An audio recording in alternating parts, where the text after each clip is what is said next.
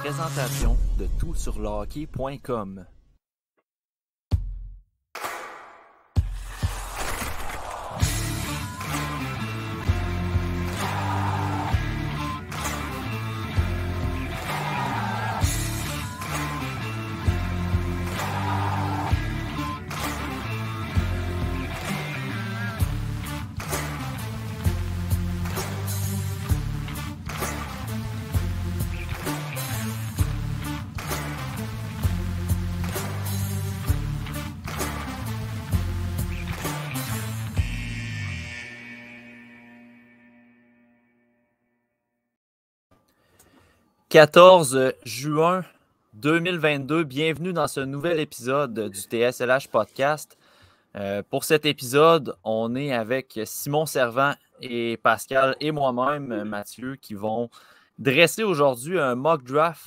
On fait en fait un repêchage simulé avec la gang du TSLH Espoir. Donc, avant l'épisode, on s'est réparti différentes équipes. Donc, on va choisir...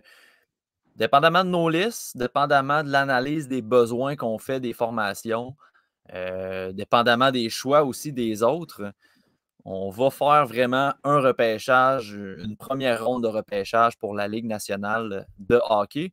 Le podcast est une présentation, je vous rappelle, de Barbe Noire. Donc, pour toute commande de viande fumée, vous pouvez passer au barbenoire.com. Des commandes qui vous sont livrées à la maison dans des boîtes qui gardent la nourriture fraîche. C'est de la nourriture qui est emballée sous vide. Donc, des ailes de poulet, des côtes levées. Vous avez tout l'éventail des produits sur Internet, sur leur site web au barbenoire.com. Les boys, je ne sais pas pour vous, mais moi, je n'ai pas préparé grand-chose pour l'épisode. Donc, je vais vraiment y aller en pure improvisation, en fonction de ma liste, en fonction de vos choix, comme je disais tout à l'heure. Mais je pense que ça va être un exercice assez intéressant à faire. Oui, ben exactement. Ça sert à rien de préparer parce que tu as beau suivre ce que tu veux. Si quelqu'un te vole ton choix, ou puis tu sais, on l'a fait, là, vous avez fait partie de l'exercice qu'on a fait sur Twitter avec toute la gang là, au cours de la fin de semaine. Puis ça peut aller d'un bord puis de l'autre. Hein? Fait que, moi, j'ai décidé aujourd'hui que j'allais être le plus fidèle à ce que je pense qui peut arriver, sans me soucier de la liste. Donc, ça va être. Fait que ça se peut que un gars comme Yerichek sorte dans le top 5, même si moi je l'ai loin, parce que c'est ça. C'est selon ce que je pense qui va arriver. Ouais, même chose de mon côté. C'est vraiment. Toutes les équipes que j'ai dans le mock, c'est pas nécessairement que j'ai préparé juste avant le podcast des listes pour chacune des équipes, mais en ce moment, je publie plusieurs articles sur les stratégies de repêchage selon ma façon de voir les choses pour chaque équipe. Donc, j'ai quand même une liste selon l'équipe de qu'est-ce que, selon moi, la philosophie de l'équipe et les besoins. Donc, on va baser un peu là-dessus là, pour mes choix. All right. Donc, juste pour situer les gens là, avant qu'on commence l'exercice, comme je disais, on s'est réparti les équipes, mais c'est pas mal, de ce que je vois, là, c'est pas mal en ordre ou presque. Ceux qui sont en vidéo, on va vous présenter la liste au fur et à mesure. Donc, on vous invite par la bande à vous abonner à notre chaîne YouTube si vous écoutez à l'audio, parce qu'on a du contenu vidéo qui s'en vient aussi, notamment top 64 de Pascal et mon top 32 en vidéo expliqué. Puis, je prends la balle au bon pour dire d'aller vous abonner à la chaîne à Simon aussi, parce que sur sa chaîne YouTube, dans le fond, vous écrivez Simon Servant, vous allez trouver sa chaîne. Il y a également plusieurs vidéos explicatives de son top 32 qui a été sorti sur Twitter. Mais il vient expliquer chaque rang dans les vidéos qu'il produit sur sa chaîne. Donc, je vous invite aussi à aller vous abonner à sa chaîne YouTube. Mais pour l'ordre, en fait, je vais juste vous présenter le top 5 en partant. Puis après ça, on va nommer chaque joueur, là, chaque personne qui repêche au niveau des équipes. Mais c'est Simon qui va avoir l'honneur de commencer avec le Canadien de Montréal. Par la suite, Pascal, moi, et on revient à Simon. Donc, c'est pas mal l'ordre, grosso modo, qui va revenir. Là, il y a quelques différences parce qu'on s'est attribué des équipes. Donc, ça va arriver qu'il y a des podcasteurs, des invités ou peu importe, qui vont repêcher 2 fois de suite. Donc, voilà. Trêve de bavarderie. Et commençons tout de suite avec le premier choix. Mon Simon, qui prends-tu pour le Canadien de Montréal au premier rang, devant la foule du Centre Bell, qu'on n'entend pas, là, mais elle est là, là. Elle attend ta sélection. Là. Oui, elle attend la sélection. Là, c'est à ce moment-là que là, je félicite le gagnant de la Coupe qu'on ne connaît pas encore, mais bon.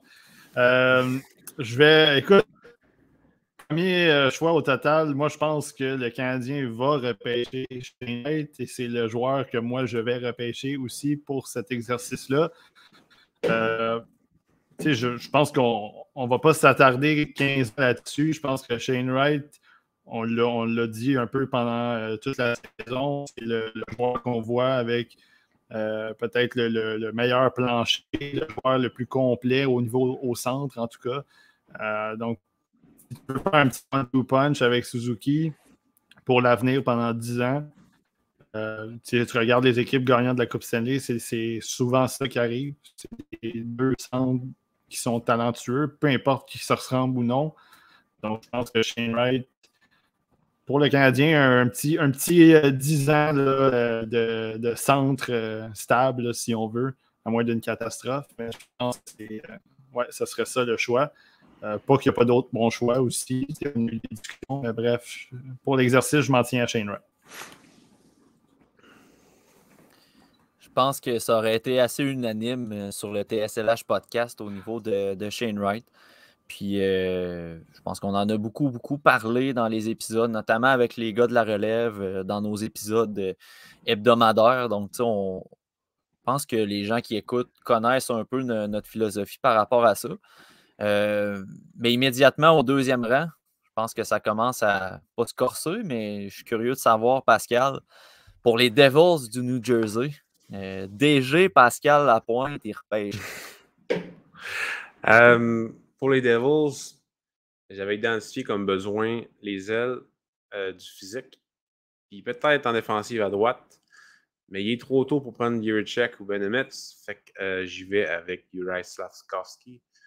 Au centre, c'est comme canné pour eux. T'sais, oui, Cooley pourrait aller là, mais sauf si tu le vois aux ailes. Moi, je ne le vois pas aux ailes, Cooley. Je le vois vraiment au centre.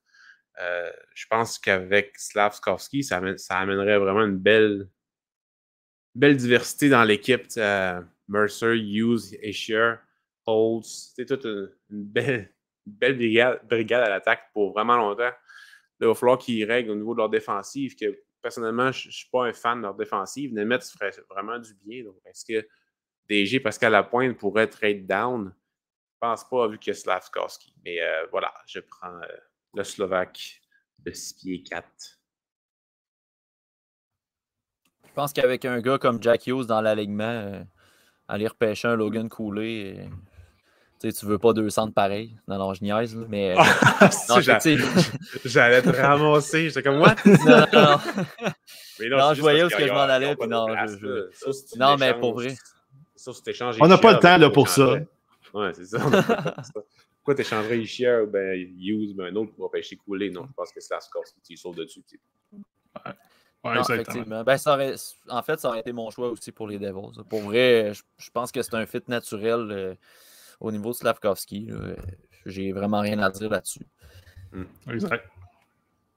De mon côté, pour les Coyotes de l'Arizona, je vais faire plaisir aux 5000 personnes qui vont venir assister à mes matchs l'année prochaine. Et je vais repêcher Logan Cooley. Que pour moi, c'est un fit quand même assez naturel. C'est sûr que c'est un joueur qui vient un peu ressembler à un Clayton Keller, mais je pense que d'avoir un gars comme Logan Cooley puis d'avoir un gars comme Clayton Keller sur ta ligne de centre, si Cooley reste un centre, parce que moi, j'exclus pas le fait qu'il puisse jouer à l'aile dans la Ligue nationale. Mais des gars comme ça, avec un Dylan Gunther plus tard, c'est des gars comme ça que tu veux pour faire produire Gunther encore plus, pour qu'il soit à son meilleur. Puis je pense que c'est-tu Scott Wheeler de The Athletic qui en parlait de ça, justement? Mais bref, j'avais parlé aussi de ça dans un article. Puis je trouve que le fit est intéressant de la façon que Cooley va jouer. C'est un joueur de centre qui va manger l'espace à la glace puis qui va en créer justement par sa possession de rondelles à un gars comme Gunther. Donc, pour moi, les Coyotes vont se tourner vers Logan Cooley au 3e rang. Parfait. D'accord avec ça. Effectivement, c'est le choix que j'aurais eu aussi du côté des Coyotes. Juste du talent. Ça prend du talent dans cette équipe-là. C'est pas pour rien qu'ils ont 43 choix cette année. Fait que c'est ça. Faut que ça remplisse la manque de talent. Puis Cooley, ben, tout désigné pour ce club-là, je pense. Ouais, il y a un gros aréna à remplir aussi. Ben, il va vendre des tickets, lui. Il est spectaculaire. Ouais. All right, donc au 4e rang, on y va avec le Kraken de Seattle. C'est Simon qui va venir annoncer sa sélection au 4e rang. Oui, la beauté avec le Kraken, c'est que tout est ouvert pour cette équipe-là. Donc, tu sais, tu peux aller au centre, tu peux aller à l'aile, tu peux aller en défensive, à gauche comme à droite. Puis moi, je pense que le Kraken va sélectionner Simon Nemeth. C'est le gars que je vais sélectionner. Parce que il y aurait plusieurs bons choix, je pense, dans ce range-là. Peut-être des choix surprenants, même. On a eu il y a eu beaucoup de torque là, dernièrement avec Cutter Gauthier, puis des gars comme ça, les Kirimaki, même, puis même Yerichek. Mais j'ai l'impression que ils ont réussi à solidifier un peu. Bon, il y avait Matthew Beniers qui a été sélectionné l'année passée au centre. Donc là, peut-être c'est le temps de se tenir au moins pour aller chercher un def peut-être de première paire. Simon Nemeth, c'est un def qui est capable d'amener de l'attaque aussi. Fait que je pense que c'est la sélection du Kraken. Donc c'est le joueur que je veux. On a vu passer, c'est Saint-Lô qui nous a envoyé ça, puis j'ai relayé l'information sur le site de Tout sur le hockey. Seattle s'enligne pour signer le coéquipier de Simon Nemeth, que là, le nom m'échappe totalement, là, mais c'est un joueur de 23 ans qui a comme 40 ou 50 buts cette année avec Nitra. Aïe, aïe, aïe, c'est Sam quelque chose. Je me souviens pas. Si Pascal, tu veux aller checker pendant que je continue avec ça, là, mais où ce que je veux aller, c'est que... Son nom de famille, je pense, c'est Pic. Samuel Bouchek. C'est ça, Bouchek. Aïe, aïe, aïe, quelle tentative de gag mauvais. Aïe, aïe, aïe. Pascal, il y a 4 enfants. Ouais. C'est pour ça. Ouais, c'est ça. Je suis fatigué, puis j'ai eu une opération qui a mal viré la semaine passée.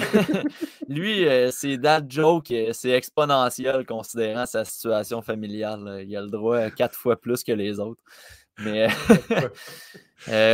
Samuel Bouchek, effectivement, qui s'enlignerait pour signer avec Seattle selon des reporters de la Slovaquie. Puis moi, c'est niaiseux, mais juste le fait qu'il ait spoté ce gars-là, ben, c'est un peu parce qu'ils ont assurément dû scotter Nemeth, beaucoup l'ont rencontré, puis tout ça. Puis, rendu à 23 ans, ça fait plusieurs saisons que Bouchek, il score beaucoup de points puis beaucoup de buts dans la Ligue en Slovaquie.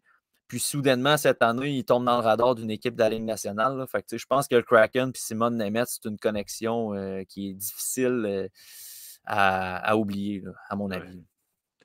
Non, c'est clair. Donc, on saute au 5e rang pour les Flyers de Philadelphie. Pascal, tu choisis qui? Les Flyers, tu sais, l'identité des Flyers est comme perdue un peu en ce moment. C'est plus les Flyers qu'on voit en ce moment. Fait que je me suis cherché un espoir typique pour les Flyers. J'ai hésité entre 3 espoirs. J'ai pris celui, pas que j'aime le mieux, mais qui, je crois, fitterait, parce que les aiderait vraiment beaucoup à long terme si ça va bien son niveau de développement. Fait que j'hésitais entre Connor Geeky, entre Cutter Gauthier et entre David Yerichek. Puis j'ai pris Yerichek. Yerichek, dans ma liste, c'est lui qui est dans les plus bas, là, dans les 3 choix. Cutter Gauthier est vraiment plus bas. Mais je crois que Yerichek, dans un mock draft, le 7 juillet prochain, va sortir en premier dans ces 3-là. et pourquoi pas les Flyers. Je pense que ça leur amènerait une partie de l'identité qu'ils ont pu. Geeky aussi, mais 5e, c'est quand même tôt avec la fin de saison qu'il y a eu. Je pense que ça va leur faire peur. Puis Gauthier, même s'il est aimé partout, moi, je ne sais pas, je ne peux pas me résilier à le mettre 5e. Fait que, Jiricek. Pas mauvais, mais Si. Moi, je trouve ça haut, mais par rapport à ma liste, mais je suis d'accord, par exemple, Pascal, quand tu dis que dans un repêchage, dans une simulation de repêchage, ben, Jiricek, c'est un gars qui va sortir haut quand même. Oui. Ouais. Puis je pense le profil, c'est le profil qui attire beaucoup. Là. Puis je pense que le top 5 en général, la manière qu'il est sorti, ça semble un peu ce qu'on voit de la plupart des personnes qui se mouillent un peu avec le mock draft. On dirait que ça semble être le top 5 qui sort en ce moment, à peut-être exception de peut-être quelques petits changements avec peut-être Nemetz, Jiricek ou même quelqu'un qui avait Gauthier, je pense, au 5e. Je ne me souviens pas si c'était à The Athletic, justement, Pronman ou Wheeler ou peu importe, mais ça semble être un peu ce genre de top 5-là qui va se dessiner pour le 7 juillet pour l'instant. Là. Mais les deux autres sélections, ça aurait été des bons choix quand même. Geeky, Gauthier, c'est des gars qui fit dans le moule de ce que les Flyers recherchent. Mais effectivement, là, quand tu regardes le pipeline en défensive de Philadelphie, un gars comme Jiricek qui a certaines qualités élites, d'autres qualités à développer, mais tu regardes la défensive des Flyers présentement, puis tu peux te permettre d'envoyer Jiricek en Ligue américaine une couple d'années pour qu'il corrige justement sa compréhension du jeu défensif et tout ça. Donc, non, c'est une très bonne sélection. Au 6e rang, les Blue Jackets de Columbus. Là, je m'en allais voir ma liste, mais sur YouTube, je suis en train de partager l'écran. Fait que je vais arrêter de partager le mock draft. je vous l'avais dit avant de commencer à enregistrer. Ça se peut que je me fasse avoir là, dans l'épisode. Je vais spoiler ma liste. C'est pour ceux qui regardent en vidéo. Je le sens. Là. Au 6e rang, ben, c'est un peu dans la même philosophie que Pascal. Au sens où Pascal est allé avec un joueur qui a des qualités élites, déjà connues, déjà développées. Les Blue Jackets, c'est un rang où on a déjà Cole Sillinger qui est dans la Ligue nationale, donc au centre, c'est quand même bien. Mais ça prend de l'offensive encore. Puis moi, je leur envoie Joachim Kemel. Je pense qu'ils vont tomber dans le piège de Joachim Kemel au 6e rang. Puis, je veux dire, c'est un piège, mais en même temps, ça peut être une très bonne sélection. Ça reste un gars qui a de l'offensive qui peut avoir une offensive élite. Mais à mes yeux, il peut avoir un potentiel de bust. Puis encore une fois, là, ceux qui écoutent, la différence entre un mock draft et une liste, on la voit là. On a Jiricek 5e, Kemel 6e. C'est deux gars que généralement, les trois ici sur le podcast, on a assez bas dans nos listes. Parce que nos listes, on les fait en fonction de dans 5, 6, 7, 8 ans. Tandis que le repêchage, ben, c'est ça. C'est de deviner à quel rang les joueurs vont sortir. Donc, Joachim Kemel pour les Blue Jackets de Columbus qui va venir s'insérer avec un petit Patrick Laine en offensive, ça serait pas mauvais. Absolument. Je pense aussi, je sais pas si Kemel aurait sorti là si j'avais fait un mock draft tout seul, mais c'est un range où il aurait pu sortir. Il aurait pu sortir dans ce coin-là. Fait oui. Puis anyway, Columbus, ils ont eu des bons repêchages là, dernièrement. Je me souviens, l'année passée, on avait été très satisfaits de leur, surtout dans leurs 3-4 premiers choix. Là, fait que Kemel, c'est du talent de plus quand même. Honnêtement, un finisher comme Kemel avec un gars comme Ken Johnson, ça devient quand même intéressant pour ta relève, là. Pour ton futur, avec un gars comme Sillinger aussi, qui est un fameux gars papier sablé, comme dirait notre ami Simon. Un bon. Un rugueux. Il est rugueux. Simon, ça va être à toi de parler au 7e rang. Donc, j'imagine que tu as étudié un peu les stratégies des Sens, puis tu vas nous sortir un joueur que personne connaît, mais je t'invite à y aller. Je t'invite à y aller avec ta 7e sélection. Non, mais écoute, longtemps, longtemps en fait, quand il y a eu la loterie, je me suis mouillé un petit peu rapidement avec un petit mock draft rapide, puis j'envoyais Matthew Savoy à Ottawa. Puis, je me suis ravisé dernièrement, puis je pense que quand je regarde leur équipe, un peu la tangente. En défensive, je pense qu'on peut oublier ça. Là. Il y a de la défensive là-bas. Ouais, mais tu sais, ils ont quand même Bernard Docker qui est là.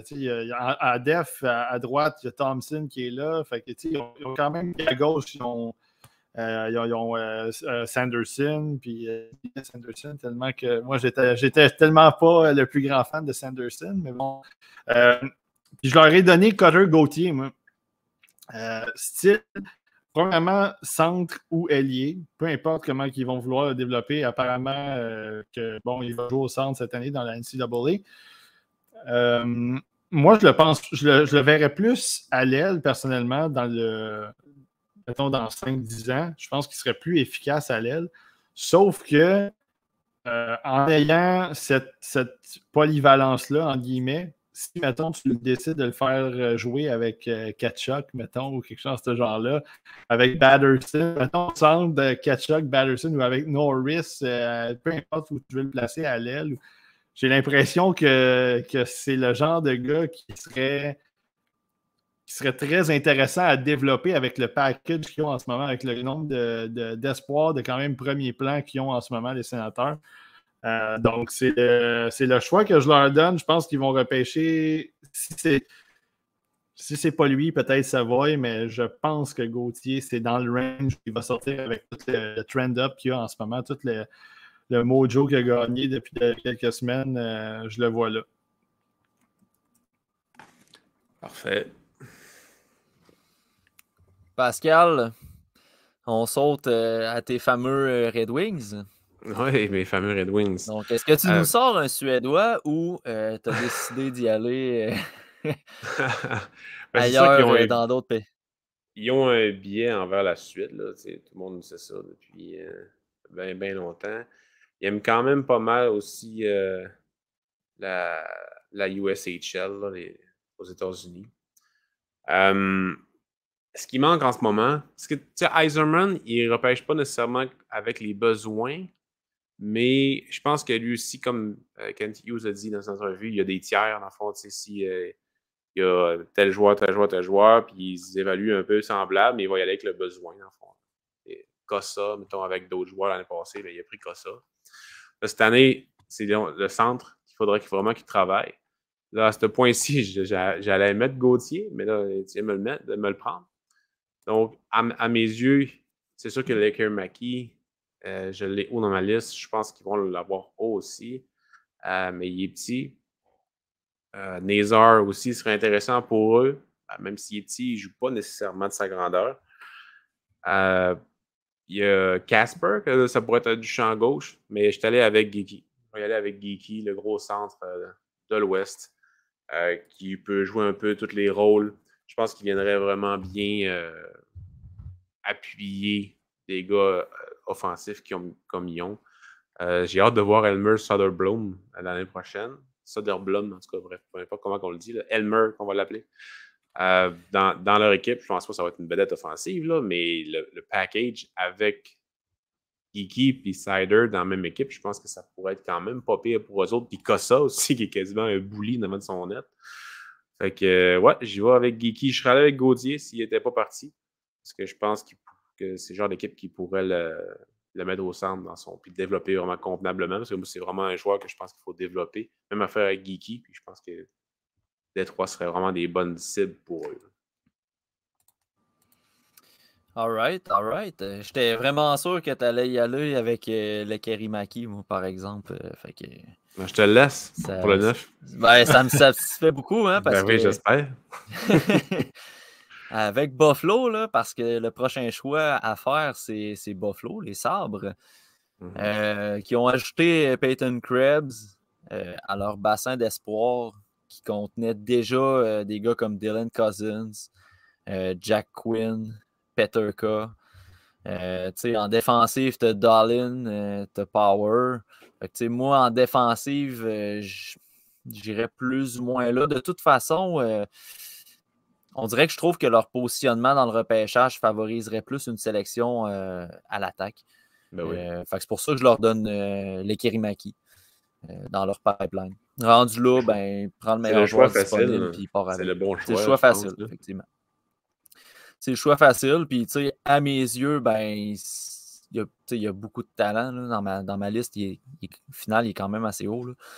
Avec l'ajout de Krebs, avec la saison que Peterka a connue, Quinn en fin de saison, ça a été un peu plus tranquille, je pense, mais il a montré des belles choses cette année. Je pense qu'en offensive, là, ça commence à être assez bien shapé, mais l'ajout d'un sniper comme un gars comme les Kerimaki, là, moi, je ne crache pas là-dessus là, si je suis les sabres et qui est disponible encore au 9e rang. Non plus, surtout qu'ils ont 2 autres choix. Là. Exact. Ouais. Rendu là, tu prends le meilleur, puis après ça, tu vas te chercher d'autres joueurs qui vont combler certains besoins, peu importe. Là. Ouais. Et puis, juste comme ça, quand je suis allé faire les événements du Rocket, c'était contre les Americans, puis Peterka et Krebs ils ont été très dominants. Là. Je pense pas qu'ils vont rester là une autre année. Je pense que c'est la Ligue nationale dès l'an prochain. Quinn a un peu de misère, par exemple. Donc, lui, peut-être que ça va prendre encore un petit peu de développement, mais Peterka et Krebs, là, je pense que je vois un beau potentiel dans la Ligue nationale. Fait que si tu leur ajoutes à ça un sniper comme Quinn, c'en est un qui est capable de marquer aussi, mais le Kerimaki, je pense que c'est un petit peu plus dynamique, peut-être. Là. C'est sûr que ça pourrait fesser. Là.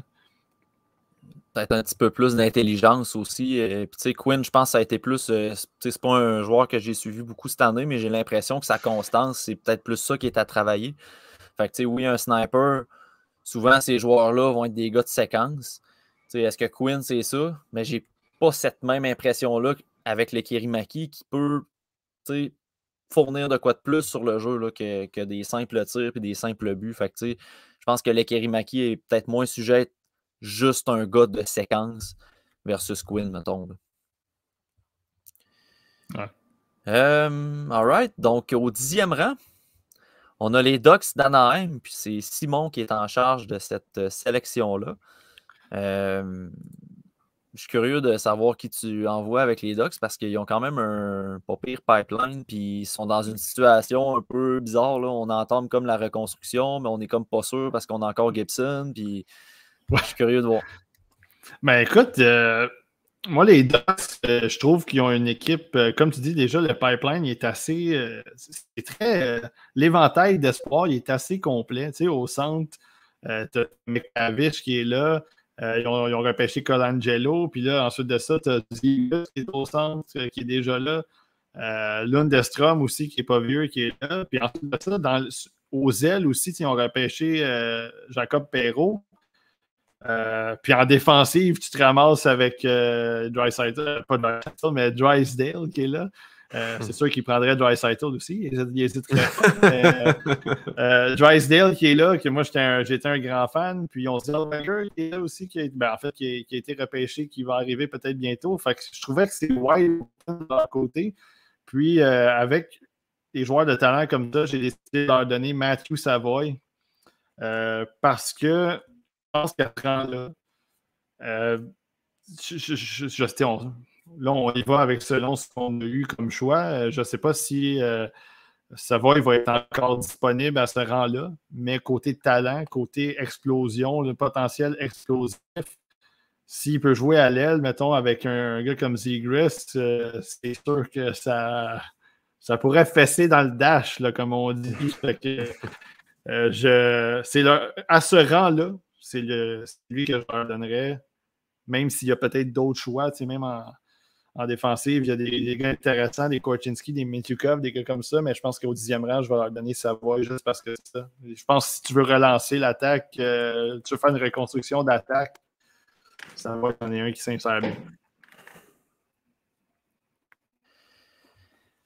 juste un trio avec McTavish, Savoy, puis un autre joueur, peu importe, là, mais juste ce duo-là, là, il me semble que ça serait intéressant.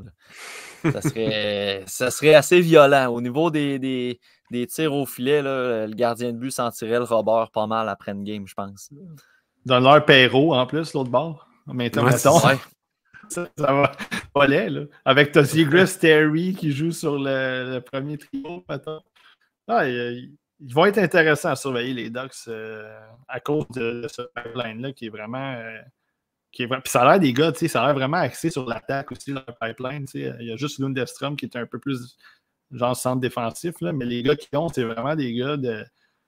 On veut faire progresser l'attaque, on veut marquer des buts. Fait que peut-être c'est une bonne idée de garder Gibson, justement, si tu veux que tu veux te lancer à l'attaque, mais que tu veux que ton gardien fasse les gros arrêts. Ça vaudrait peut-être la peine de le garder. Yes. 11e rang, les Sharks de San Jose. C'est Pascal qui y va avec sa sélection au 11e rang pendant que ceux qui sont en vidéo regardent le top 10 qui est à l'écran présentement. Pour les Sharks, c'est une équipe que pas que je comprends pas, mais tu sais, quand est-ce qu'ils vont décider à reconstruire? J'ai bien hâte. Ils ont tellement des gros contrats difficiles à bouger que c'est quasiment impossible pour eux autres. Fait qu'ils repêchent souvent en coup de circuit. Là. Ils essayent, surtout les 2 dernières années, là, Robbins, Eklund, tout. C'est des gars, des fois, qui sont peut-être un peu plus risqués, mais que les chances qu'ils fassent un coup de circuit sont vraiment hautes. Et je pense qu'il va falloir qu'ils se concentrent sur leur défensive. Donc, lequel, à mes yeux, les 3 défenseurs à ce rang-là, qu'il pourrait y avoir, t'as Matechuk, t'as Mintyukov et t'as Korchinski. Et le plus risqué, le plus attrayant à mes yeux, c'est Pavel Mintyukov, le russe. Je pense pas que le facteur russe va être un facteur, va être important ici, parce qu'il joue déjà en Amérique du Nord. Donc, le tir, la mobilité, le côté physique, je pense que ça va fitter en Californie pour justement jouer contre les Coyotes et toutes les équipes qui commencent à reconstruire. Je pense que d'ici 5, 6, 7 ans, là, cette division-là va être redevenue vraiment intéressante là, côté hockey. Avant, c'était plus une division difficile physique. À cette heure, je pense que ça va être plus rapide, talentueux, hockey moderne.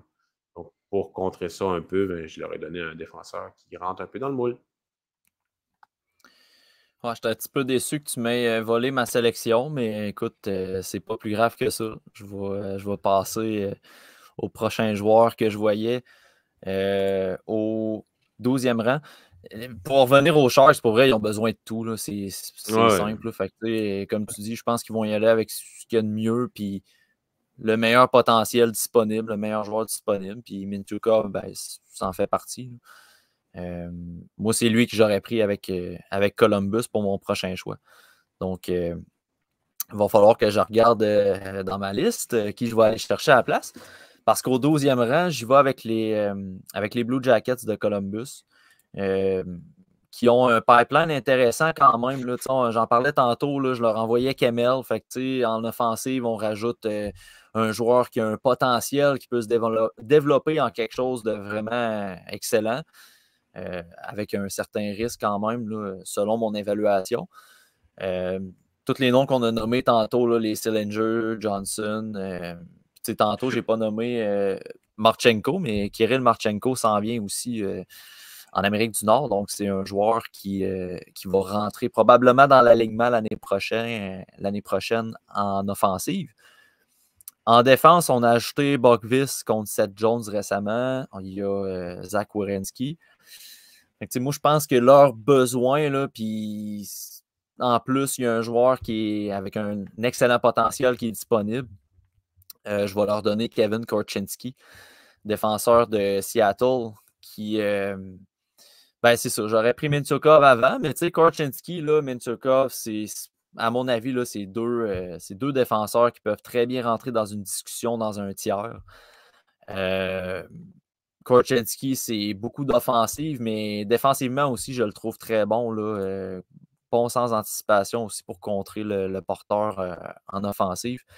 Vous allez tous pouvoir constater mon évaluation de lui quand je vais sortir mon top 32. Fait que je ne veux pas trop m'extensionner dessus, mais c'est vraiment un défenseur que je trouve qui viendrait répondre non seulement à un besoin pour les Blue Jackets, mais aussi parce que rendu à cette étape-ci, ça peut être le meilleur joueur disponible aussi. T'es pas obligé de t'extensionner là-dessus, tout qu'un mot. M'extensionner. Korchinski, est-ce que KK, avec Svozil Kölmans, je pense que ça commence à avoir de l'allure, là. C'est risqué, là. C'est 3 gars assez risqués, mais si ça fonctionne, écoute, quand même, c'est intéressant, là, comme jeune défenseur. Ouais, puis au pire, ils feront jouer avec des joueurs défensifs. Ah ouais. Défenseur défensif, tant qu'à ça. Tu sais. 13e rang. Simon, tu y vas avec les Islanders de New York au 13e rang. Ouais, moi, les Highlanders, ils ont un besoin criant selon moi, puis c'est un défenseur mobile qui fait progresser l'attaque, qui est gaucher. Puis ça, ils n'en ont pas. Puis tu sais, si tu regardes les espoirs qu'ils ont repêchés en défensive, il y a Samuel Bolduc qui est là, Bodie Wild. Ben, Bolduc, c'est un gaucher, mais c'est pas nécessairement le prochain Bobby Orr. Bodie Wild, bon, un petit peu plus d'attaque, mais c'est un droitier. Puis sinon, les défenseurs qui sont là en ce moment, tu as Noah Dobson qui est leur défenseur qui va être élite, si tu veux, là, à droite. Puis s'il décide de ramener son père, Zdeno Chara, à gauche, là, c'est mince. T'as Andy Green, t'as Chara qui sont là en ce moment. Les deux, si tu fais le calcul des deux, ça fait 84 ans. Donc, ça va bien. Hein? Fait que écoute, j'aurais pris Korchinski. Je vais leur donner the next best thing après. C'est Denton Mateychuk à gauche. Un gars qui est impliqué offensivement. Un gars qui est impliqué dans les rondelles, dans les relances. On se ramasse où est-ce que toutes les fois que la rondelle est là, il est là. Des fois, à son désavantage, mais ça, c'est une autre histoire. Donc, c'est le genre de. C'est plate parce que je trouve qu'il y avait plusieurs choix qui auraient pu aller du côté des Highlanders, mais mon petit wishful thinking, ça serait qu'il ait ramassé un défenseur mobile et qui fait progresser le jeu à l'attaque. Donc, Denton Mateychuk, pour moi. J'aurais pris Korchinski, j'aurais pris Mintyukov, mais là, il est parti, fait que ça va être Mateychuk qui va être là. All right. Désolé, Simon, d'avoir volé tes choix pour moi et Pascal. C'est là, correct. mais... Ça fait partie du repêchage. Il y en a qui vont être assis, ils vont se faire voler. Ouais, ben, t'avais juste à trader up aussi, hein, si t'en voulais un. C'est ça. Ouais, c'est ça. Il a fallu que je donne Barzal.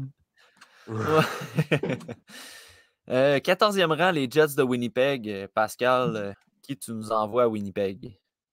Il y avait quand même pas mal d'options, parce que je pense qu'il manque un peu de tout. J'aimerais beaucoup un défenseur pour eux, mais je pense pas que c'est le temps de prendre Liam Bixel. Fait que je le prendrai pas là pour les Jets. C'est une équipe qui adore le programme américain, le USHL, le WHL aussi. Fait que j'hésitais entre Nazar, Casper, mais ils vont pas souvent dans les autres pays d'Europe. Puis Snuggerud, puis je vais prendre Snuggerud pour eux. Un gars vraiment. L'année passée, tu avais Lucius qui ont pris. Je pense que Snuggerud viendrait bien s'insérer là-dedans dans leur pipeline, dans le futur aussi. Il va falloir qu'ils se grouillent. Scheifele va probablement partir cette année. En tout cas, il y avait des rumeurs là, comme quoi qu'il n'était pas de temps apprécié. Puis tout, là. Fait que j'ai comme l'impression que c'est pas mal funny pour eux, pour Scheifele. Mais là, il va falloir qu'ils aillent chercher des joueurs pour maintenant parce qu'il faut qu'ils profitent des meilleures années de Hellebuyck. Fait que ça ne m'étonnerait pas que ce choix-là parte pour un joueur, en fait. Mais je vais prendre Snuggerud, qui, selon moi, n'est pas si loin de la nationale de hockey. Donc, s'ils veulent profiter des meilleures années de leurs meilleurs joueurs, je pense que Snuggerud est quand même un bon choix. Casper l'aurait été, mais peut-être son plafond n'est pas aussi haut. En tout cas, bref, j'hésite entre les deux. Là. Nazar, peut-être un peu trop risqué. Fait que, ça. Snuggerud. All right. Pour les 2 prochaines sélections, je vais choisir. Oui. Ça a donné comme ça. J'ai 2 choix consécutifs, au 15e rang avec les Canucks, puis au 16e rang avec les Sabres. Les Sabres, je sais déjà qui je leur envoie. Les Canucks, je suis encore un petit peu. Tu sais, je t'écoutais, Pascal, puis je regardais ma liste, puis là, j'hésitais entre 2 joueurs. J'hésitais entre M. Frank Nazar, le bon ami à M. Servant, et j'hésitais avec Danila Yurov. Puis mon choix va s'arrêter sur Danila Yurov. En raison de la connexion avec Podkolzin, je pense que ça pourrait donner de quoi d'intéressant. Puis je pense pas qu'ils vont se laisser influencer par le facteur russe. Là. En tout cas, moi, je ne m'influence pas pour le mock draft. Je pense que Yurov a un potentiel à faire rager les observateurs plus tard, justement parce qu'on a un échantillon qui est un peu déficient cette année par rapport à son utilisation dans la KHL. Mais tu sais, mis à part ça, tous les matchs qu'il a joués, qui a été utilisé, ce qui démontrait comme type de joueur, vraiment son profil pur de joueur, c'est vraiment un profil intéressant. Je pense que c'est un joueur qui pourrait même beaucoup glisser au repêchage, mais comme je le disais au début, c'est un joueur qui risque de faire regretter des observateurs, à mon avis, à moi. Là. Donc, Danila Yurov pour les Canucks de Vancouver au 15e rang. Je ne sais pas si vous aviez quelque chose à rajouter au sujet de Yurov ou si je passais tout de suite au choix des Sabres. On en a parlé souvent, je pense. Ouais, c'est ça. Moi, je vais juste dire qu'il a juste besoin d'être coaché, je pense. Le potentiel est là. C'est un gars explosif. Il aurait pu, explosif dans le sens que le potentiel offensif est explosif. Là. Il pourrait peut-être même sortir dans le top 10, on ne sait jamais. Là. Mais c'est ça, il va avoir besoin juste d'arriver en Amérique du Nord, je pense, puis se faire entourer un peu mieux qu'en Russie. Lui et Miroshnichenko, ils ont encore juste 1 an à leur contrat. J'espère juste qu'ils ne signeront pas. On verra l'année prochaine. Puis tu sais, c'est un bon point que tu amènes, Simon. Puis dans le fond, Yurov, là, ce qui est intéressant aussi, c'est que si, mettons, les Canucks prennent Yurov, ben les Canucks sont dans une situation où ils peuvent être patients avec, ils peuvent l'envoyer dans la Ligue américaine. Présentement, les Canucks sont pas en retool. Ils ne voudront pas amener Yurov rapidement dans la Ligue nationale. Fait que, je pense que justement, ça pourrait être quelque chose qui serait intéressant pour eux. Là. 16e rang, les Sabres. J'envoie Marco Casper à Buffalo. Tout simplement parce que je pense que rendu là, ça pourrait être le meilleur joueur disponible aux yeux des Sabres. Puis aussi, c'est que c'est un gars qui peut jouer partout. Il peut jouer à gauche, peut jouer à droite, peut jouer au centre. Il peut complémenter un 3e trio, un premier trio avec les gars qui sont déjà en place, qui ont beaucoup de finesse, qui ont beaucoup de flair offensif, de qualité offensive. Un gars qui a du chien comme Casper dans cette équipe-là, je pense que ça va vraiment faire du bien à l'espèce de mentalité là, qu'on doit se débarrasser à Buffalo. Là, il faut devenir une équipe avec du chien, pas juste axé sur le talent, mais avec du caractère. Je pense que les partisans, c'est ce qu'ils veulent aussi. Fait que je pense que Marco Casper pourrait être une bonne sélection pour les Sabres. Ça serait parfait pour cette équipe-là, sérieusement. C'est un gars de série. On le voit dans la SHL. Là, il a fait 6 points en 13 matchs. Non, j'ai commencé mon mock draft personnel. Là, puis c'est là qu'il va. Okay. C'est sûr certain que c'est là qu'il va. Fait que, je pense que la première sélection, c'est le Kerr Mackey pour les Sabres. C'est ça? Ouais. Ouais, les Kerr Mackey Casper, il me semble que on est quand même content. Ouais, ça devient. Ouais, moi, même Casper, je pense qu'il va être sorti avant ça. Dans un... Ouais, là, on a dealé ça comme on a dealé nous trois, là, avec nos choix comme ça, puis notre pensée, mais même un club comme Columbus, un club comme les Highlanders, ça serait peut-être que c'est le genre de gars qu'il pourrait être surtout les Highlanders. Moi, que je vois, c'est une équipe qui aime ça avoir des gars un peu rigueux, des gars qui sont un peu tannants, puis on le voit avec leur 4e trio, là, avec Clutterbuck puis Matt Martin. Puis ses équipes, des gars de même. Fait que je pense que c'est un peu dans l'ADN aussi dernièrement. Fait que Casper, peut-être que je le verrais même tomber là, mais s'il tombe là avec les Sabres, ça va être excellente sélection selon moi. Mais ça. All right. Simon, je te laisse la parole pour le 17e rang qui appartient aux Preds, Predators de Nashville. Les Preds, je pense que là, au 17e rang, on a besoin de talent. On a besoin d'avoir Frank Nazar. C'est le rang. Je pense qu'on ne peut pas le laisser tomber plus bas que ça. Là. Premièrement, au centre, ils ont repêché Svechkov, mais Svechkov, je ne le vois pas comme un. Ça ne va pas être un producteur de points, selon moi. Nazar, moi, je pense que ça va être un gars qui va tout faire sur la glace, qui va être capable de jouer au centre, qui va aller encore un potentiel offensif très élevé. Plus élevé que Shane Wright, selon moi, même. Fait que, ouais, je leur mettrais Nazar au Prédateur, puis si, mettons, ils n'arrivent pas tout de suite, parce que là, ils ont Johansson qui est là, Duchesne est là, Granlund est là. Si jamais, un petit shuffle à faire, là, mais s'il arrive dans 2-3 ans, là, ça serait parfait. Les contrats se terminent à Johansson, Granlund, Duchesne vieillit aussi. Fait c'est le genre de gars de talent que moi, je mettrais à Nashville à ce rang-là. C'est le value, un peu value pick pour moi, le 17. Moi qui l'a deuxième, le voir sortir 17 de même, je m'en vais tout de suite broder son nom sur le chandail. Là. On y espère avec ça. Viens-t'en ici tout de suite. Toi, là. Viens t'asseoir. Viens t'asseoir ici. Viens t'asseoir sur Papas. Papa servant.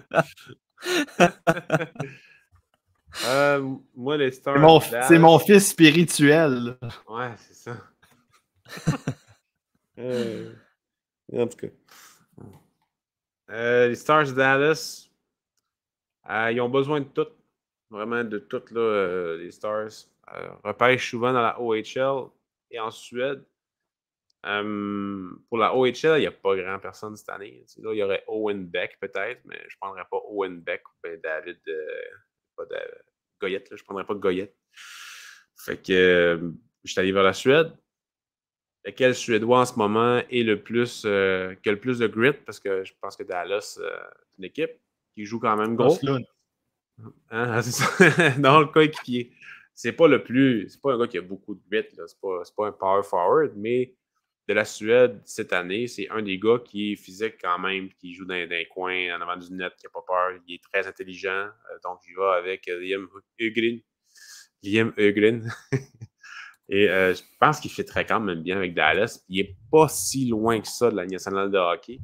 Puis c'est une équipe qui est vieillissante. Donc, je pense que ça fit bien dans le. Si tu pouvais venir dans 2-3 ans, ça fit très bien. Donc, j'ai bien Green. J'ai de la misère, moi, à choisir pour le prochain choix, là, au 19e rang pour les Kings. Et pourtant, c'est si évident. Ah ouais, mais pour vrai, c'est parce que les Kings, ils ont tellement un beau pipeline, puis il est quand même assez complet là, en général. Là. Fait que, pour identifier un besoin, là, j'ai un peu de misère. J'ai pas un fichier Excel, moi, Pascal, déjà fait datant de 2015 avec quelle ligue les équipes sont allées piger le plus, quel 2010. type de joueurs sont allés. Ouais, 2010, ouais, c'est ça. Moi, j'ai pas ça, là. Moi, j'improvise là, présentement, là, avec mes connaissances. Dans les 11 dernières années, ils ont repêché 29 fois dans la OHL. Ah, bon, ben, tu vois. C'est une chose que je vais te dire. Tu essaies d'influencer mon choix, hein, c'est ça. Dans le fond, ce qu'on comprend, c'est que présentement, je suis en train de m'acheter du temps parce que pendant ce temps-là, je regarde ma liste et je me cherche un joueur. Non, mais sérieusement, je pencherais avec un défenseur gaucher. J'irais avec Owen Pickering pour les Kings.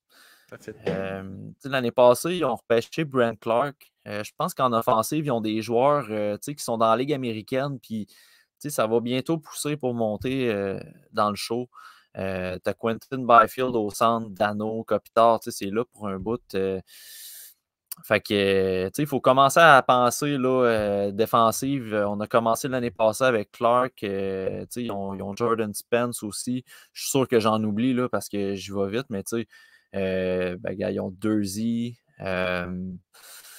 Après ça, LJ Grants, qui est aussi un droitier. Fait que, là, à ce moment-là, défenseur gaucher, Pickering, je trouverais que ce serait une sélection éclairée pour les Kings. C'est une sélection très Bergevin. Donc. C'est vrai, ouais, j'ai même pas pensé. J'ai même pas pensé. Les sure shots, là, non. Ouais. Donc, c'est ça pour les Kings. On tombe au 20e rang pour Simon qui va choisir le choix des Capitals de Washington. Oui, les Capitals, je trouve que c'est une équipe qui a quand même des... J'ai regardé un peu leur profil. Les Telliers sont un peu âgés quand même. Il y a Ovechkin qui est là, évidemment. TJ Oshie n'est pas vieux non plus. Il n'est pas jeune non plus. Puis là, je regardais les joueurs qui avaient aussi signé cette année. Tu as Garnett, Hathaway, Connor Sheary, c'est tous des gars dans la trentaine. Marcus Johansson, qui là, il est UFA. Fait que je leur ai donné Rutger McGroarty, un gars qui, je pense qu'à ce rang-là, les risques en fait, sont pas très élevés parce que c'est un gars qui est probablement, il est capable de jouer au centre, mais ça va être un ailier probablement dans la Ligue nationale. Mais il y a un style assez simple à jouer. Tu peux le mettre un peu avec n'importe qui. Moi, je trouve que son patin n'est pas si mauvais que ça. C'est pas une fusée, mais je pense qu'il est capable de suivre le jeu. Fait, bon sens du hockey, quand même une bonne créativité avec la rondelle, bon lancer, capable de jouer des épaules. Il peut jouer un peu n'importe quel style de match. Fait, je le verrais bien avec les Capitals. Ils ont repêché Hendrix Lapierre l'année passée, en fait, il y a 2 ans au centre. Connor McMichael est là aussi. Fait que je me dis peut-être un petit tour à l'aile cette fois-là. Parce que c'est les derniers repêchages qu'ils ont eu à l'aile, c'est pas si hâte que ça. Brett Leeson, qui est pas si pire, qui est en 2019. Fait qu'il n'y a pas vraiment rien qui ressort du côté des ailes à mes yeux. Fait que ce serait leur choix que je leur donnerais, Rutger McGroarty aux Capitals. All right. Pas un mauvais choix. Ensuite, pour moi, c'est... Là, Pascal, choisis bien. Je te le dis, là, choisis bien. Je vais prendre un overager de 23 ans en Russie qui joue encore dans la MHL. Donc, pour les Penguins de Pittsburgh, je pense que c'est une équipe qui peut se permettre de prendre un faller, un gars qui, pour soigner en accent du Lac-Saint-Jean, s'est lancé pour la clôture. Je vais y aller avec Brad Lambert. C'est pas une équipe qui prend beaucoup de Russes, donc j'aurais pu prendre Miroshnichenko, mais ils ont pris un Russe depuis 12 ans, 11 ans. Donc, je ne vais pas avec eux autres, je vais vraiment avec Lambert, qui adore la Finlande. C'est une des équipes qui repêche le plus en Finlande. Je pense qu'il pourrait le développer comme il faut. Pittsburgh est une équipe, selon moi, qui repêche très bien. Lambert pourrait prendre son temps. Qui développe très bien des repêches, en tout cas. On en repassera, mais je ne me rappelle plus ce que j'ai dit. Bref, développe quand même bien. Il aurait le temps. Je vais te reprendre, Pascal, parce que vu le partisan des Pingouins en moi a griché des dents un peu en entendant ça. C'est pas qu'il repêche bien, c'est qu'il développe bien des joueurs signés à 22-23 ans. Selon moi, il pourrait développer. Tellement jamais. Ouais, c'est ça. Mais tu sais, je voulais dire développe. Je voulais dire développe, mais oui, Brad Lambert, selon moi, pourrait être très bien développé dans le système des Pittsburgh. C'est mon choix pour eux. J'accepte la sélection pour mon club, Pascal. C'est une belle sélection. Un bon value. Oui. Au 22e rang, Simon, tu choisis pour les Ducks d'Anaheim au 22e. Oui, exact. Tantôt, je leur ai donné Matthew Savoy à l'attaque, puis là, je me tourne vers la défensive. Je leur ai donné Carly Hodelius. Je pense que c'est le genre de gars à ce rang-là, encore une fois, qui a une belle valeur parce qu'Odelius, on l'a vu dans cette année. Avec Drew Gordon, c'est sûr que c'était un peu une petite équipe d'étoiles là, au niveau de la nationale, pas au niveau de la SHL parce qu'il n'était pas hier dans la SHL. Mais tu sais, Odelius, c'est un gars, je pense que il y a un côté offensif, mais il y a aussi une belle stabilité défensive. Je pense que il y a beaucoup de choses qui sont quand même perceptibles puis transposables dans la Ligue nationale, côté les bonnes relances, les bonnes premières passes. Fait que je pense que après avoir peut-être pogné un gars d'attaque offensif explosif en Matthew Savoie, si tu tournes vers la défensive avec Odelius, qui est quand même un pas pire gabarit aussi, à gauche. Puis c'est le choix en plus de ça qu'ils ont donné pour en fait échanger Lindholm pour ce choix-là. Enfin, en même temps, c'est comme s'il y avait la roue tourne, on dirait. C'est Odelius qui vient un Suédois gaucher qui vient prendre la place un peu. Fait que ouais, c'est leur choix que je leur donnerais à ce rang-là. Un choix quand même surprenant parce qu'Odelius, c'est un gars qu'on a parlé cette année sur le podcast pour nos listes et tout ça. Mais dans les mocks habituels, c'est pas nécessairement un nom qu'on voit sortir en première ronde. Mais l'explication est tout à fait légitime. Fait que c'est intéressant. C'est intéressant. 23e rang, les Blues de Saint-Louis, Pascal. Tu leur envoies qui après avoir choisi le bon vieux Zach Bolduc l'année passée? C'est une équipe qui adore la LHJMQ, qui adore les joueurs quand même rugueux. Fait que j'avais comme 3 choix là, que j'hésitais. Gaucher, Lutz et Bixel. Fait que j'étais allé avec Gaucher. Le gars le plus près des 3, selon moi, de la Ligue nationale de hockey. Peut-être pas le plafond le plus élevé, là, on va se le dire, là, mais dans ce système-là, je crois, il pourrait vraiment devenir tout qu'un joueur de hockey avec les Blues. Puis il adore la LHJMQ. C'est une des équipes qui le repêche le plus là-bas dans les 10, 11, 12 dernières années. Donc, je vois le fit. Je verrai le fit aussi avec Bixel. Mais je sais pas, j'ai comme plus l'impression qu'ils vont y aller vers la LHJMQ pour ce choix. Ouais, c'est un petit peu tannant, ça, parce que j'allais le prendre avec le Wild pour le prochain choix. Ouais, ce qui aurait été bien normal. C'est pour ça que je l'ai pris là aussi. Ben ouais, pour me faire... on va se censurer, hein? Te faire suer. Ouais, c'est ça, exactement. Bon, ben au 24e rang, le Wild va se prendre probablement un time-out pour regarder sa stratégie de repêchage de nouveau. Ils sont pas préparés, le Wild temps à Barouette. Comment? Ils sont pas préparés, le Wild. Qu'est-ce que c'est ça, cette équipe-là? Ouais, c'est ça. Pourtant, c'est si facile. C'est si facile, effectivement. Dans le pipeline du Wild, en défensive, on a Ryan O'Rourke, Carson Lambos comme défenseur gaucher. Bravo, tu dis O'Rourke comme il faut. C'est zéro facile de dire Ryan O'Rourke. C'est tough. Ryan O'Rourke. Ouais, c'est comme le War Room. Il est tough à dire. Je me pratique là, tranquillement. En offensive, on a de quoi d'intéressant là, avec Rossi, Beckman, Boldy. Évidemment, on a Kaprizov là, qui est plus nécessairement un espoir, mais une vedette dans la Ligue nationale à 25 ans. Là. Fait qu'on a quand même de quoi d'intéressant là-dedans. Mais on a peut-être de quoi là, en défensive qui manquerait au niveau d'un défenseur droitier. Puis, j'irai avec Seamus Casey, qui est un défenseur, je pense, qui pourrait se développer au sein du Wild. Puis, tu sais, avec des gars qui sont capables d'être solides défensivement, je pense à O'Rourke, justement.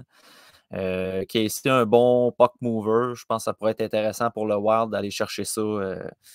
Parce que, tu sais, je regarde, là, j'y vais vraiment en fonction du besoin, on s'entend. Au niveau des défenseurs droitiers, là, je voyais pas grand monde, en tout cas en fonction de ma liste, là, qui pouvait passer avant Seamus Casey. Donc, voilà. Non, mais ça fit quand même, parce que c'est quand même une équipe qui repêche beaucoup aux États-Unis. Puis l'année passée, il y en a un là, dans USHL. Là. C'est quoi son nom? Saint-Laurent, il l'aime beaucoup. Là. Ah, c'est quoi son nom? C'est-tu un défenseur? Ouais, un défenseur là, qui est... Tu parles dans USHL l'année passée? Ouais. Pas Scott Morrow. Non. Minnesota. Dans le fond, c'est un défenseur qui ont pris. Il me semble que c'est eux autres qui l'ont pris. Moi, je pense. En tout cas, je regarde leur pipeline, puis j'ai de la misère à identifier de qui tu parles, là, mais. Mais il parle-tu c'est soit genre Brent Johnson ou Jack Hurt ou. Jack Hurt. Hurt, Jack c'est ça. Hurt. Ah ouais, c'est ça, Hurt. Monsieur Hurt. Ou Morrow. Ça fait tout ce qui repêche beaucoup là. Fait que. C'est un bon choix. Tout ça pour ça. Au 25e rang, Pascal, tu y vas avec les Maple Leafs de Toronto. C'est moi qui ai Maple Leafs, OK. Ben, c'est ce qui est écrit sur le tableau que tu m'as envoyé. Parfait, pas trop avec ça. Les Maple Leafs, ben, ils ont besoin de tout, pas mal, là, je te dirais. Surtout de grit. Fait que je vais y aller avec Big Cell pour eux, parce que maintenant, il va falloir qu'il y ait un aide de la défensive, là. Surtout du caractère. Puis, oui, on a besoin de talent, de la relance. Excel est quand même capable. Il va falloir qu'il se développe, là, c'est sûr et certain. Mais leur noyau est vraiment jeune. Fait que je ne vois pas de problème à prendre un gars qui va prendre peut-être un peu plus de temps. Donc, Excel, selon moi, est un bon choix. C'est une équipe qui repêche beaucoup en Russie aussi. Donc, Miroshnichenko aurait été pas une mauvaise option. Mais non, je vais y aller avec Bixel. Bonne sélection. Ouais. Puis, je pense que les partisans des Maple Leafs seraient heureux de voir ce prototype de défenseur-là atterrir au sein des Maple Leafs. Ah, c'est clair que oui. Ouais.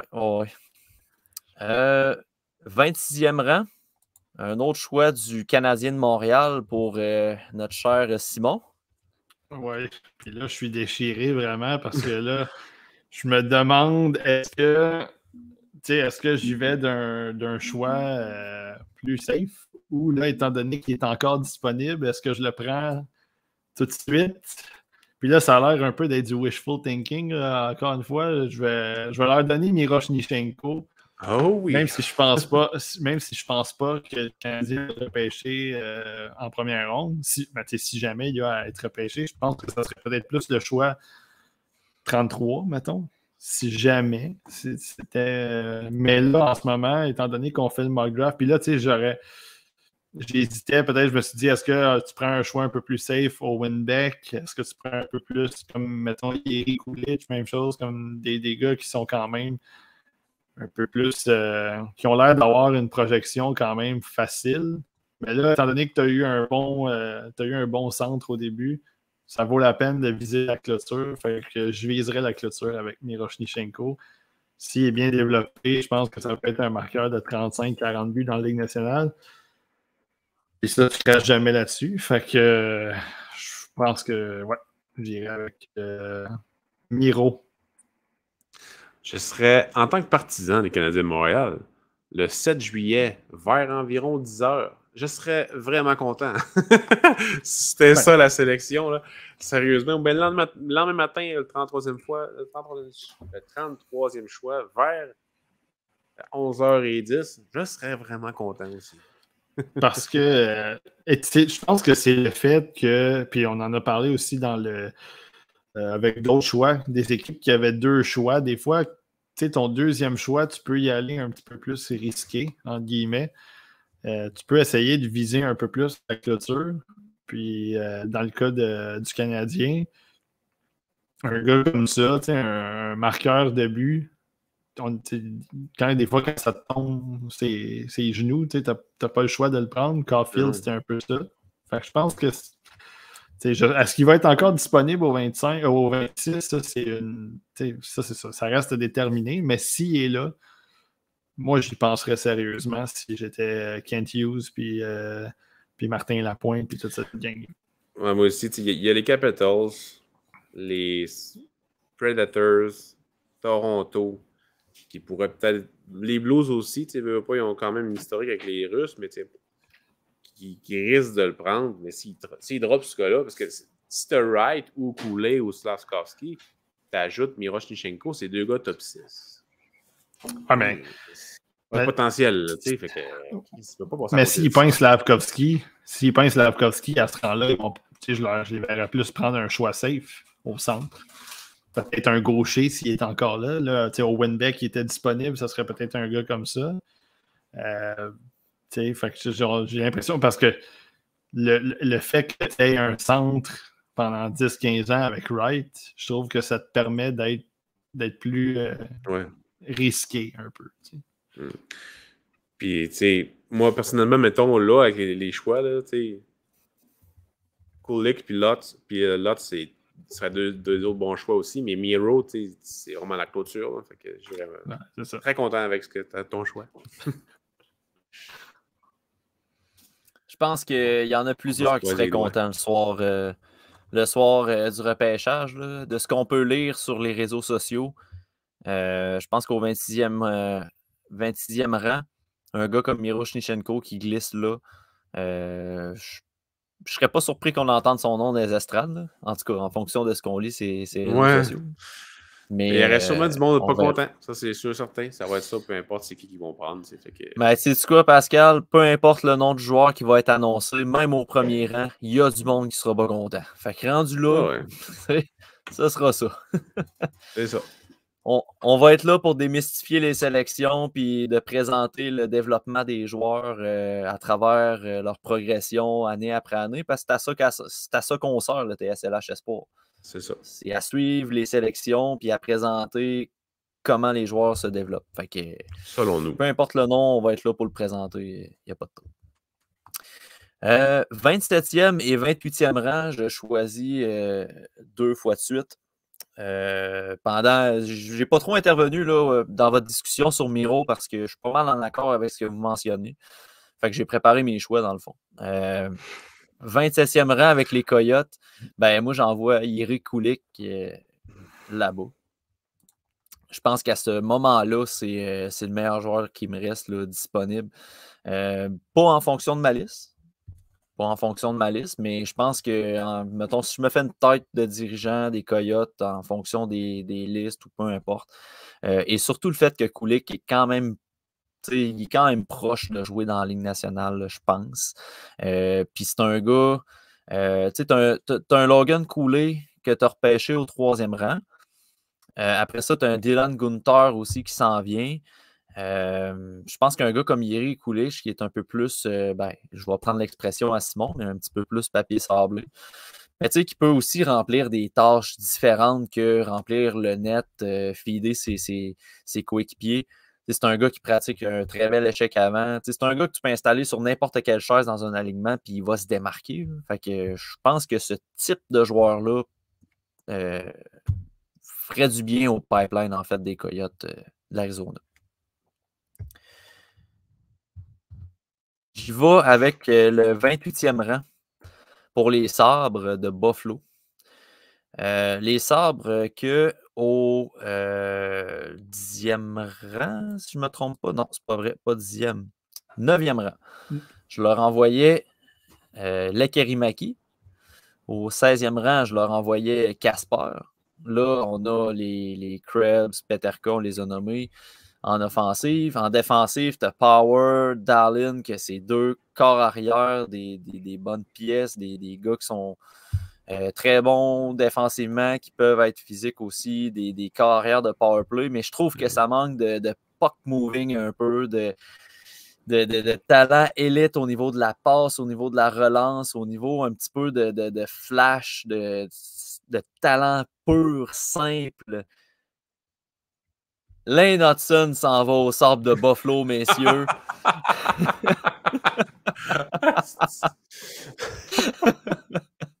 Correct. Vraiment dans le wishful thinking. Ouais. Aïe, aïe, aïe. Moi, c'est pour ça que je serais pas DG dans la vie. Là, moi, je me laisse aller avec les sentiments, clairement. Là, mais... Non, mais pour vrai, ça serait le fun de voir Lane Hudson avec une offensive comme ça qui s'en vient avec les Sabres. Là. Un gars comme Hudson aussi, ça serait impressionnant. Tu le mets avec Power, puis le petit bonhomme, il va s'amuser là, sur la patinoire. Là, ça serait débile. On rit, mais c'est pas dans l'article de Pronman ce matin qu'il y avait quelqu'un qui disait que c'était le 3e meilleur défenseur du repêchage. Oui. Le recruteur numéro 3. Fait qu'on sait jamais, là. On sait jamais. Ouais, c'est ça. J'ai écrit sur Twitter que c'était l'exercice d'interroger des recruteurs et des directeurs anonymes. C'est le fun, mais ça nous permet de nous rappeler aussi qu'il n'y a personne qui a la vérité absolue. Là. Même si on essaie de se faire remplir ou de se faire croire des affaires, même nous autres, on le sait qu'on n'a pas la vérité absolue. Là. Fait que, sauf le scout numéro 3. Que lui, par exemple, il est parfait. Mais sérieux, son article, c'est un des meilleurs articles que tu peux pas avoir parce que tous les débats de toute la saison, hein, il était là. Puis c'était parfait. Il y avait vraiment tout. Puis il y avait plusieurs opinions de personnes différentes dans le métier. Puis il y avait personne quasiment qui avait la même opinion. Fait j'ai vraiment trouvé que c'était un bon article à lire pour tout le monde. Exact. Ça montre à quel point que c'est pas notre métier, mais on n'est pas plus fou que les autres non plus. On voit des affaires, puis là, des fois, le monde, ils nous disent ouais, ben non, ben, ça n'a pas d'allure. Puis là, après, tu lis l'article, puis là, il y a un recruteur anonyme qui finalement dit la même affaire que toi, tu dis. Fait que, ouais, puis qui dit son contraire aussi. Fait que c'est personne qui est fou. C'est ça qui est le fun. Exact.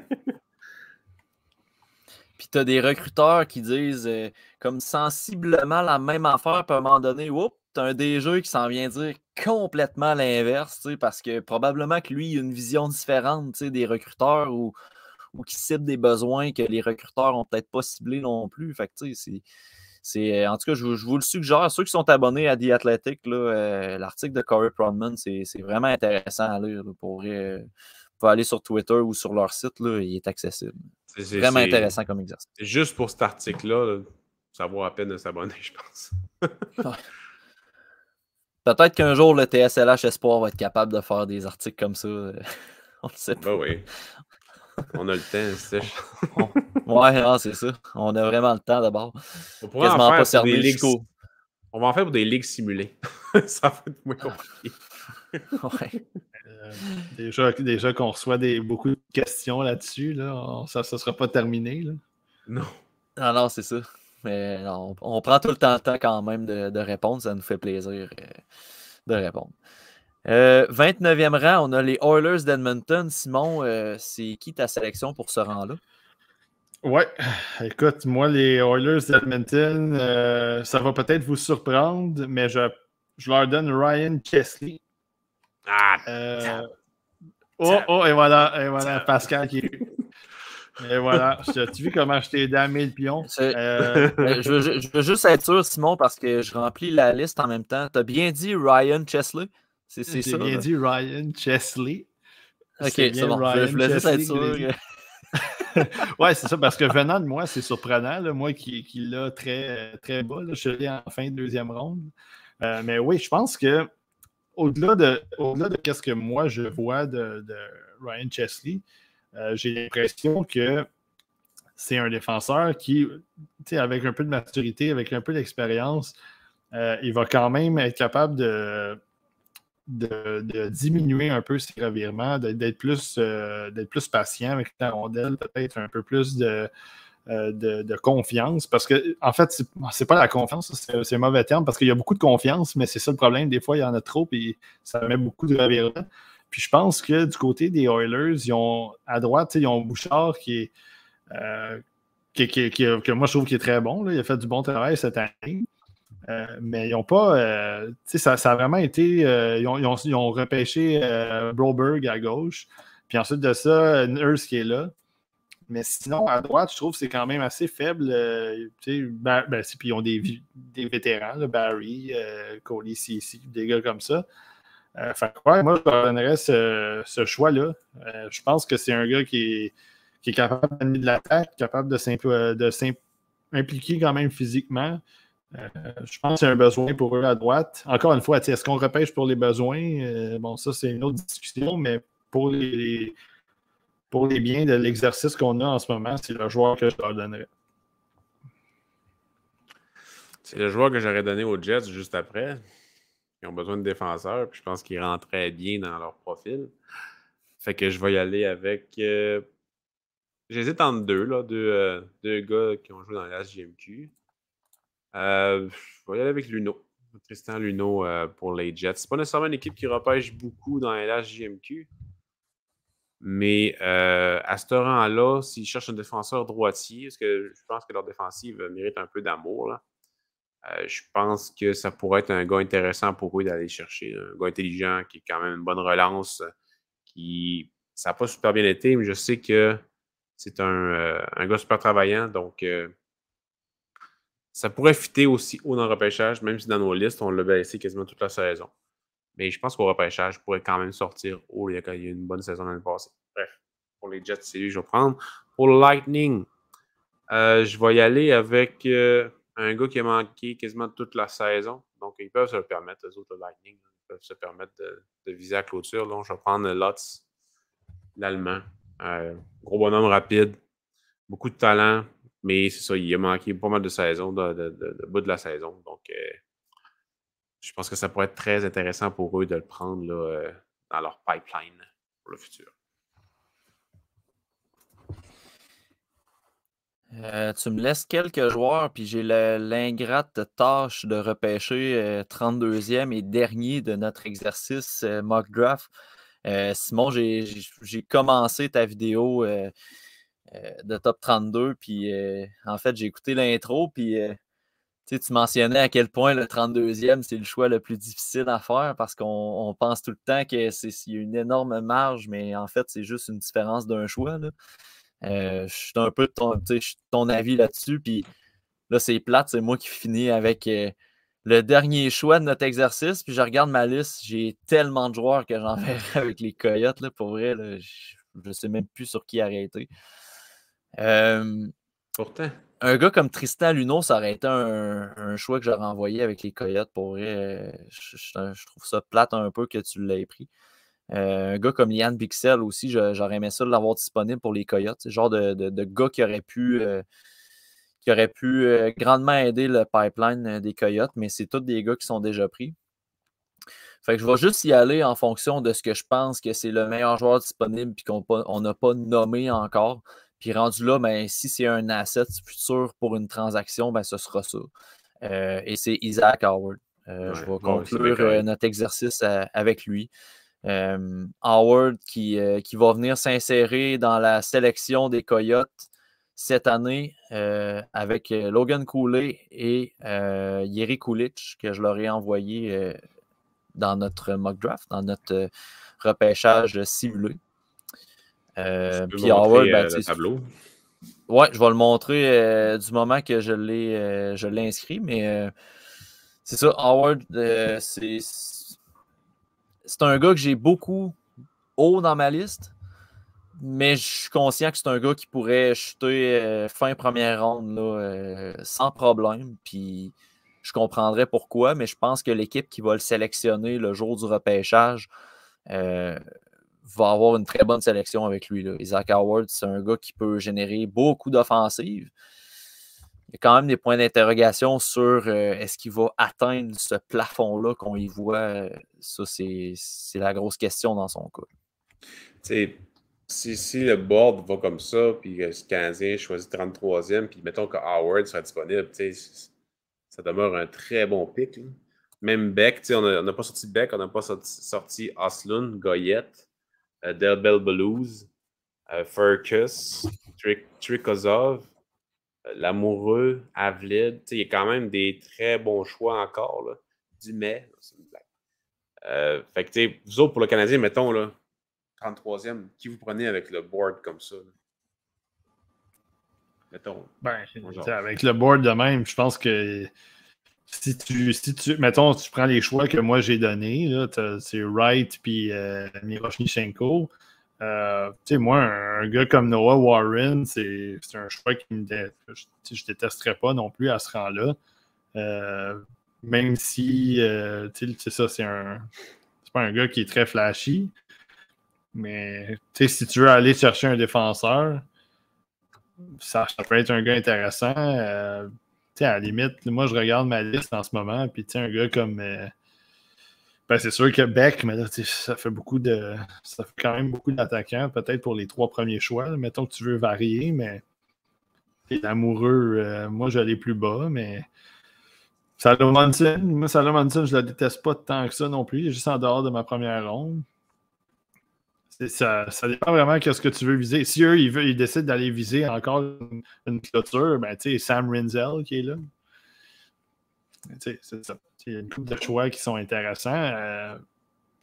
Je pense que, mettons, pour le Canadien, c'est un repêchage intéressant, mais aussi pour une équipe comme les Sabres que Matt avait, c'est un repêchage significatif pour eux cette année parce qu'ils ont beaucoup d'espoir puis ils sont en train de remonter un peu tranquillement. Puis, si tu ajoutes les 3, là, bon, ils ont quand même 3 choix dans les 28 premiers. Si, mettons, on ajoute... Bon, là, Lane Hudson, c'est peut-être ambitionné un peu, là, mais... mettons, tu leur donnes Lekkerimäki, Kasper, puis ensuite de ça, ils décident d'y aller avec justement, un Rinzel, peut-être, à ce rang-là. Ça devient un repêchage. Les premières sélections sont intéressantes. C'est sûr que Hudson, moi, je l'adore, ça ne me dérange pas qu'il sorte là.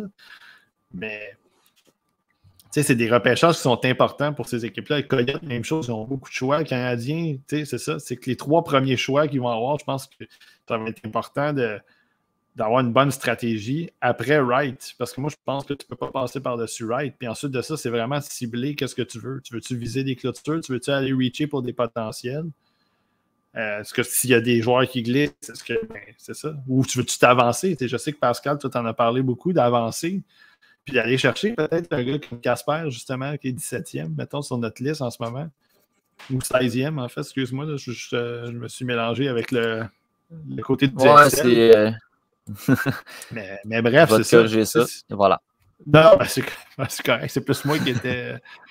mais c'est ça, ça devient intéressant. C'est des repêchages importants pour ces équipes-là. Puis tu ne veux pas te tromper non plus parce que des fois, ça fait mal.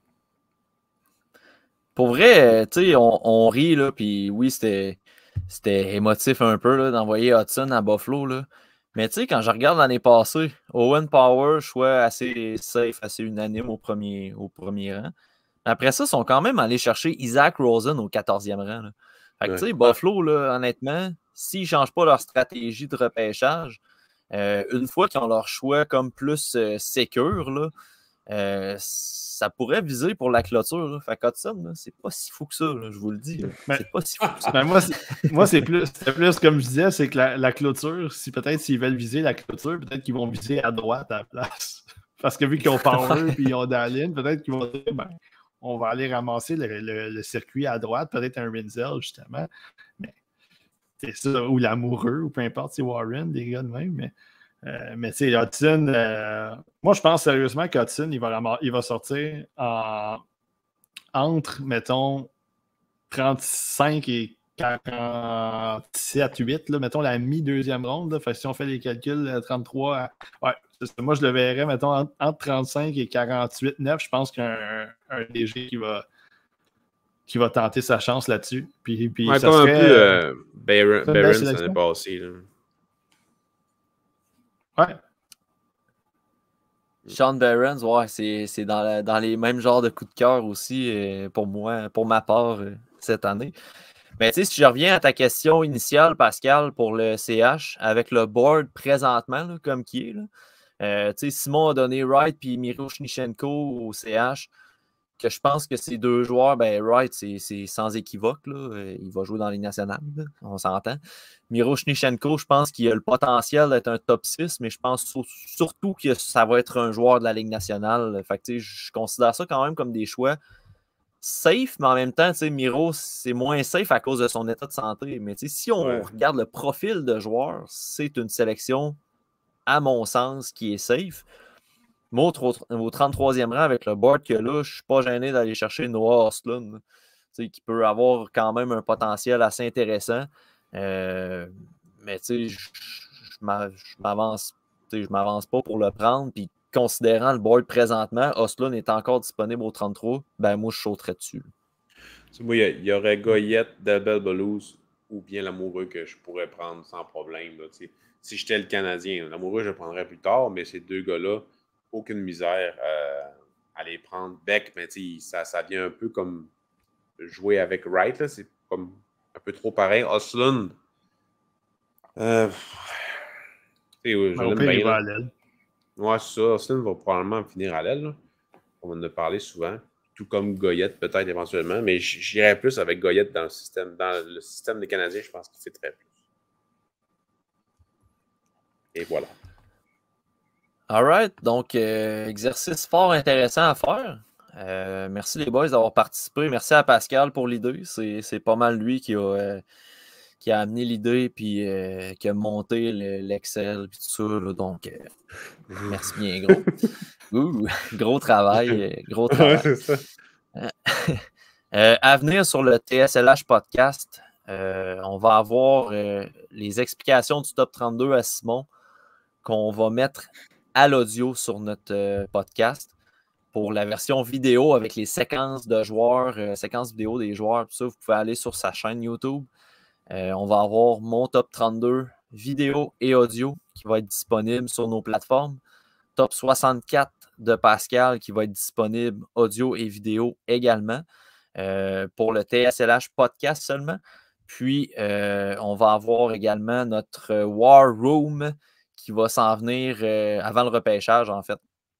Donc, voilà. Pour le développement du draft, ben, on a nos billets, fait qu'on sait qu'on va être là. On attend encore de voir si on va y aller sous forme d'accréditation médiatique et non comme partisan. Fait que ça va vraiment dépendre sous quelle forme on va aller au repêchage là, pour le contenu qu'on va offrir cette journée-là. Donc, dès qu'on en sait plus, ben, on va faire l'annonce sur les réseaux sociaux, sur le podcast ou peu importe. Et d'une manière ou d'une autre, là, il va falloir qu'on aille probablement aller prendre une bière avec nos auditeurs aussi, là, parce que je pense qu'il va y avoir beaucoup de gens qui vont être là. On a vu des personnes qui avaient des billets. Notre bon ami Mike Lemieux qui avait des billets. Seb Gagné qui est avec nous au TSLH, il avait ses billets aussi. Fait que je pense que ça va être un petit rassemblement de, je pense, William Leblanc aussi qui avait des billets. Bref, les gens qui nous écoutent, ça va être intéressant d'aller prendre une petite bière avec eux. Moi, je travaille, je suis accrédité, je vais travailler le jeudi et le vendredi. Fait que c'est sûr que le vendredi matin, je vais devoir être dans mon plus bel élément. Là. Mais sauf que ça va me faire plaisir d'aller prendre une petite bière pareil, d'un coup que mon texte va être terminé pour la première ronde. Fait que on se donnera rendez-vous là, à la gang. Ouais, un petit get-together. Sinon, dans le Centre Bell, tu sais, regardez dans les 400, le gros gars qui est 280 livres, là, puis ça va être moi. Je viendrai dire un petit coucou. Comme, voilà pas long, un auditeur est venu me parler dans le cinéma, M. Pierre-Luc Vézina, je pense qu'il s'appelait. Il a dit qu'il m'a reconnu. Fait que... shout-out à lui et son ami qui a recommandé notre podcast, sérieusement. C'est vraiment le fun de voir qu'on est écouté. Fait que si tout le monde qui nous écoute, on pourrait se rejoindre au Centre Bell ou peu importe, dire salut et tout, là, c'est vraiment cool. On va vivre un beau moment. Ouais, un petit get-together pendant la soirée du draft au Centre Bell ou peu importe, ça serait vraiment cool de jaser en personne, enfin. Parce que on interagit sur Twitter, mais c'est tellement différent en personne que c'est toujours des bons moments. Je sais qu'il y a Marco, j'y ai parlé au Rocket, là, Marco D'Amico, il est bien partant à prendre une coupe de bière avec nous autres ce soir-là. Fait que puis c'en a un autre que j'ai toujours parlé sur Twitter, puis là j'y parlais en personne, puis en tout cas c'était bien plaisant. Fait que ça serait vraiment le fun de faire ça aussi avec nos auditeurs. Là, donc, avant le repêchage, puis après, au pire. Comme ça, on va pouvoir pouvoir être doublement occupé. Ouais, c'est ça, mais là, l'affaire, c'est qu'on prévoit peut-être faire un podcast vendredi matin, là, avant la deuxième ronde, là, vraiment avoir nos réactions à chaud et non encore chaud. Non, bien chaud, hein. Ça serait peut-être mieux là, d'être en forme, mais bref, on planifiera tout ça, on a encore le temps de toute façon. Donc, merci à tous d'être à l'écoute, puis on se revoit dans notre prochain épisode qui devrait être notre fameux War Room qu'on vante depuis un petit bout. L'épisode où on va dresser une liste top 32 avec la gang du TSLH Espoir. Il va y avoir Simon Saint-Laurent, Simon Servant va être là, Pascal, moi, puis Seb Gagné va se joindre à nous autres.